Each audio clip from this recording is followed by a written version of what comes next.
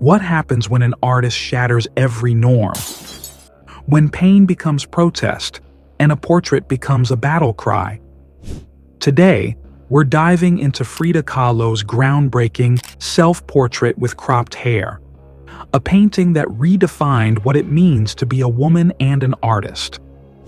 First, let's set the stage. It's 1940, and Frida Kahlo has just divorced her husband, the famous muralist Diego Rivera. Now, this wasn't just any marriage. Frida and Diego were like the power couple of the art world back then. Their relationship was intense, passionate, and, well, pretty messy. They had been married for 10 years, a decade marked by mutual infidelity, fierce arguments, and undeniable artistic influence on each other. But Frida wasn't one to wallow. Instead, she channeled all of this turmoil into her art. The months following her divorce were incredibly productive, resulting in some of her most profound and emotionally raw paintings. Self-Portrait with Cropped Hair was born from this period of intense self-reflection and artistic exploration. If you're familiar with Frida's other self-portraits, this one might come as a bit of a shock. Gone are the colorful traditional Mexican dresses, the elaborate hairstyles, and the lush, symbolic backgrounds that often characterized her work. Instead, we see Frida sitting alone on a simple yellow chair, surrounded by a desolate, empty space. She's wearing an oversized man's suit in dark colors, a stark contrast to her usual vibrant attire. But what really grabs your attention is the hair, or rather, the lack of it. Frida's signature long, dark locks have been chopped off. Strands of hair are scattered all around her on the floor, draped over the chair, even held in her own hand. It's as if we've walked in on her just moments after she's taken scissors to her own hair in a dramatic act of transformation. And speaking of scissors, Frida holds a pair in one hand, leaving no doubt that she's the one who has done the cutting. The message is clear. This is a deliberate act, a choice she's made. But it's Frida's face that really delivers that gut punch. She stares directly at us, her expression a complex mix of defiance, vulnerability, and perhaps a touch of sorrow. Her famous unibrow and faint mustache are still there. Frida never shied away from these features that defied conventional beauty standards. The overall effect is jarring, unsettling, and incredibly powerful. This visual shock is intentional, forcing us to confront our own expectations and reactions. But to fully understand the impact of this painting, we need to look closer at each element. Let's start with one of the most striking features: Frida's choice of clothing. It's not just any suit. It's believed to be Diego's, and this choice of attire is loaded with symbolism and meaning. First off, consider the context. This is 1940, and while women wearing pants was becoming more accepted, it was still pretty revolutionary. A woman in a full man suit? That was downright scandalous.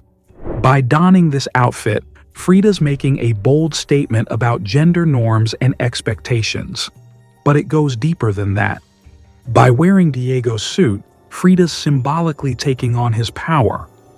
It's a declaration of independence, a way of showing that she can stand on her own without her famous husband. The suit also represents a kind of armor. After the vulnerability of divorce, Frida's wrapping herself in this masculine attire as if to protect herself.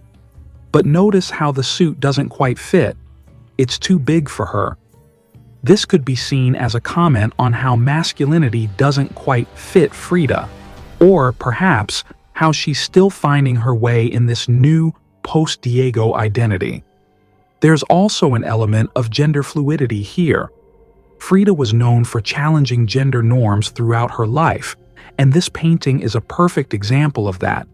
By presenting herself in masculine clothing, but retaining elements of her feminine identity like her earrings, she's blurring the lines between male and female, suggesting that identity isn't as binary as society often assumes. The suit, then, becomes a complex symbol of power, protection, independence, and the fluidity of gender identity. It's Frida taking control of her image and challenging us to see her, and perhaps ourselves, in a new light. But the suit is just one part of Frida's transformation in this painting. There's another element that's equally shocking and symbolic: her hair, or rather, the lack of it. In many cultures, long hair on women is seen as a symbol of femininity, beauty, and even sexuality. By cutting it off, Frida's rejecting these expectations. She's shedding a part of her identity that was tied to traditional notions of womanhood and beauty. But it goes even deeper than that. There's a popular Mexican song with lyrics that go something like, "Look, if I loved you, it was because of your hair. Now that you're without hair, I don't love you anymore." Frida actually wrote these lyrics at the top of the painting, adding another layer of meaning to her shorn locks. It's a bit of dark humor, but it also speaks to the pain she was feeling. The act of cutting her hair is also deeply symbolic. Hair grows back, right? So this isn't just about changing her appearance, it's about transformation. Frida's cutting away her old self, making a visible, tangible change to mark this new chapter in her life. And let's not forget the visceral quality of all that hair scattered around her. It's messy, it's everywhere, much like the emotions Frida must have been grappling with. It's a visual representation of the chaos and upheaval in her life. So in this one element, the cut hair, we see themes of rejection of gender norms, emotional pain, transformation, and a reclaiming of personal identity. It's a powerful symbol of both sacrifice and liberation. With these powerful visual elements in place, Frida could have stopped there. But there's one more aspect of this painting that drives its message home: Frida's unflinching gaze. One of the most striking aspects of this painting is Frida's gaze. She's looking straight at us, her expression a complex mix of emotions that seems to shift the longer we look at it. This direct eye contact is more than just a stylistic choice. It's a powerful tool that Frida uses to engage and challenge the viewer. First, let's consider how unusual this was for the time. In traditional portraits, especially of women, the subject often looks away from the viewer. This averted gaze was seen as modest, demure, qualities that society often expected from women. But Frida? She's having none of that. She stares right at us, unapologetic and unflinching. In this gaze, we can read defiance. But look closer, and you might also see vulnerability. Despite the armor of the suit and the bold act of cutting her hair, there's a hint of sadness in Frida's eyes. This combination of strength and vulnerability makes Frida's gaze incredibly powerful. Moreover, by making eye contact with the viewer, Frida is asserting her agency as both the subject and the creator of this image. But Frida's gaze isn't the only way she communicates emotion in this painting. The overall color palette and mood also play a crucial role in conveying her state of mind. Typically, Frida's self-portraits are known for their vibrant colors and rich, detailed backgrounds filled with symbolic objects and lush plant life. They often pulse with life and energy, even when depicting painful subjects. But here, we see a dramatic departure from that style. The colors in this painting are muted and somber. The background is a flat, nondescript wall, devoid of the usual symbolic objects or verdant foliage. The only spots of color are the yellow chair and Frida's red shirt peeking out from under the dark suit. It's as if Frida has removed all distractions, forcing us to focus solely on her and her transformation. The dark tones of the suit dominate the painting, creating a heavy, somewhat melancholic atmosphere. This use of color reflects Frida's emotional state: the darkness of depression, the weight of her recent divorce, the seriousness of her self-reinvention.